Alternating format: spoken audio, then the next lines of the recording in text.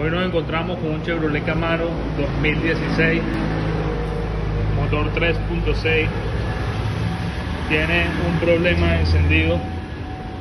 Aquí ingresamos al vehículo, abrimos la llave y no hay power. Estuvimos revisando todos los fusibles están buenos. La batería tiene power, aquí puede ver, la batería tiene 12.3.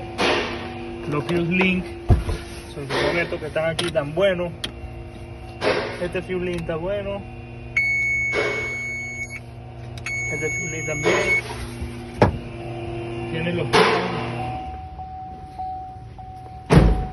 tiene power en el fuse box debajo del capó, pero digamos aquí adentro y en el fuse box que está debajo del dash podemos notar que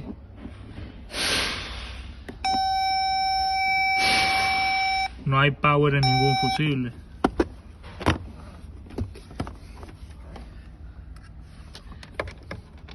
Si dejamos la ignición abierta,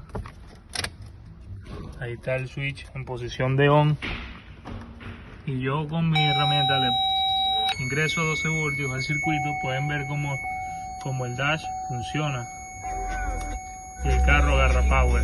Quiere decir que hay un problema en un cable partido. Estuve revisando el carro, me pude dar cuenta que el carro recibió unos disparos en múltiples partes. Disparos aquí. Puede ser que un disparo le haya pegado un cable, y efectivamente uno de los disparos ha atravesado, y miren la evidencia donde está el cable roto.